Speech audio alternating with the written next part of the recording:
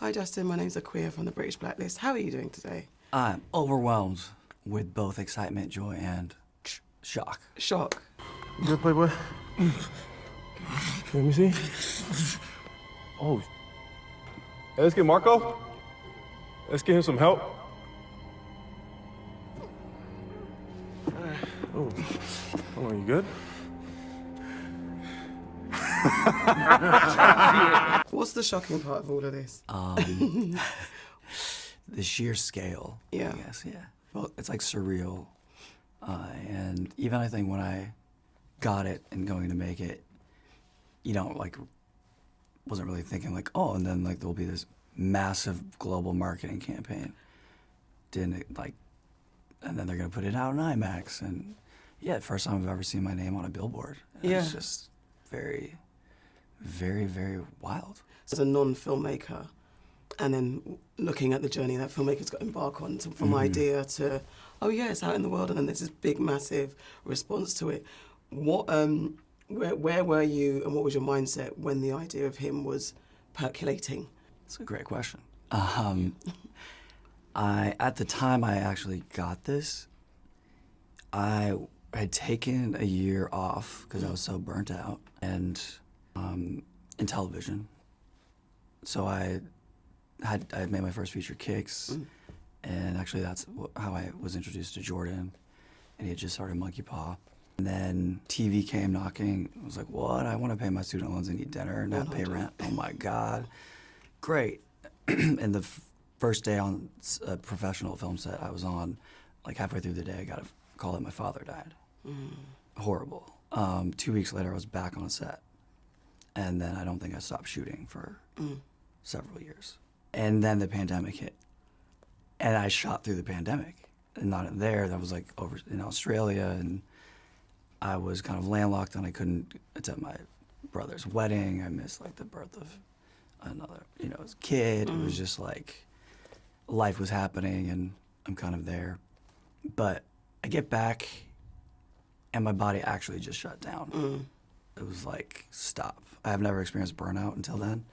And, the cliche, I made the most money now, I have a career, but the most depressed I'd ever been. I herniated 3 discs in my neck. It was like, I was down bad. Yeah. So I was like, I'm gonna rediscover what brings me joy.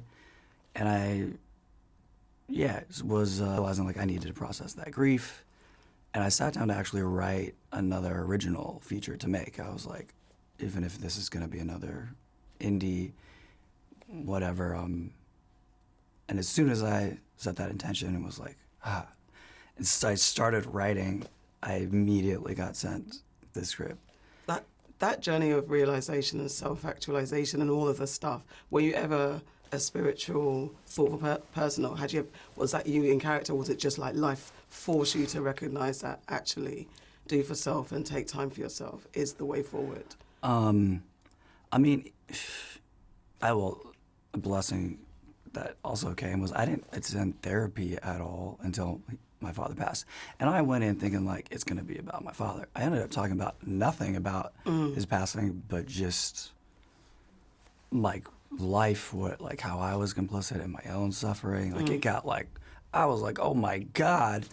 And I definitely have a detachment from self. I grew up Catholic, saw the movie, and there is a martyrdom that's celebrated and like love is sacrifice. So there was always a part that I then became aware of where I wasn't addressing my own health or my own mental health, and I'd put it into the characters, or I could put it, but once I have no set to go to, fuck, I gotta sit here alone and deal with it? Deal with it.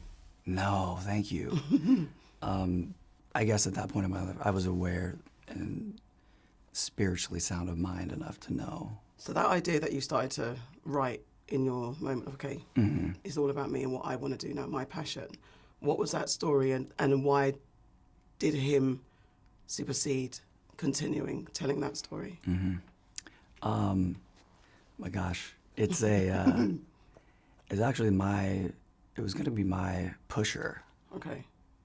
The Refn's first, like, kind of meandering, following criminals through the city in the Bay Area. But, yeah, I can't speak too much about it because I actually might I was going finish to say, it. are you going to see? Because it sounds interesting. It's a heist. Okay. Heist. I could do a Thriller. heist from Justin Tipping. Yeah. I'm all right with that. Yeah.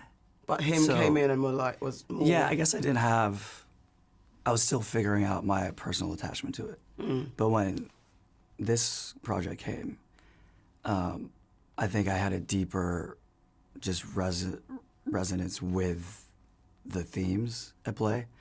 And they were looking for a writer-director to make it their own and elevate it and like basically re-characterize these characters. Opportunity to like, how do we like hang on to their relationship and their dynamic and making it a very fraternal and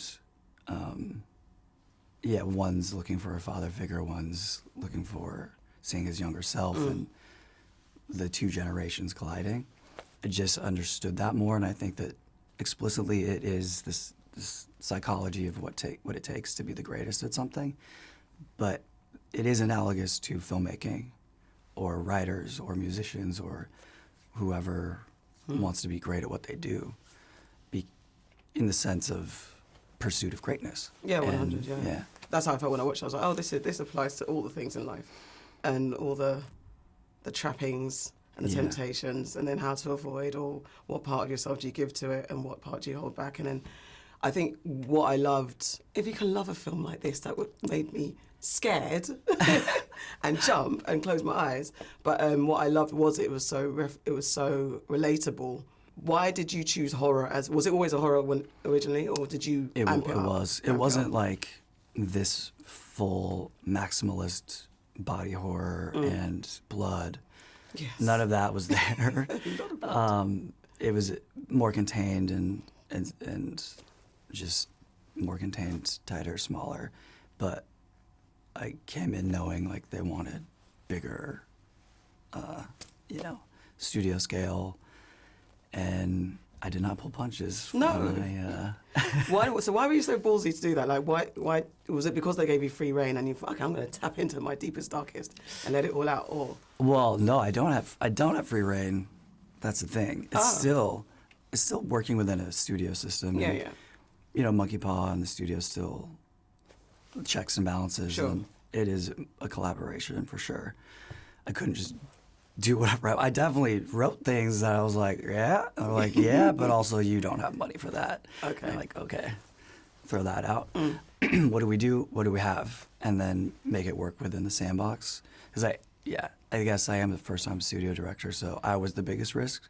Yeah. So there was a finite amount of time and money to try to get this thing done and work within those. What pressure is that, knowing that you're the biggest risk? There's a lot of pressure. Yeah. And How did you deal with it?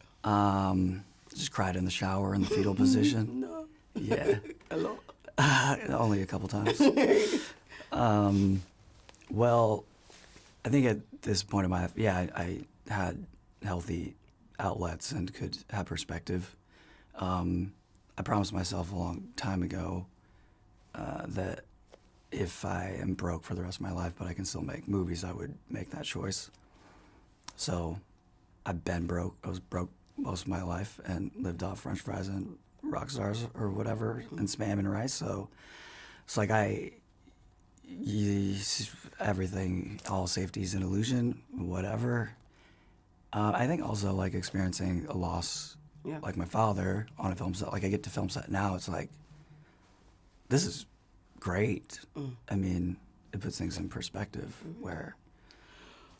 What scene defines the reason why this made so much sense to make? Which scene personally to you?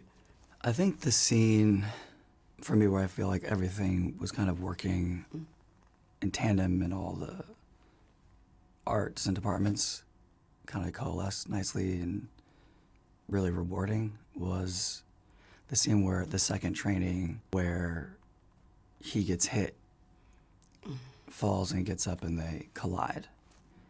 And then it goes into the visual language it goes into, and ultimately that leading to Marlon telling him he's proud of him. I think that would, if I were to make a short to pitch proof of concept, that probably would have been the 2 minutes. Okay, cool. Thank you. Yeah. That's it. Thank you.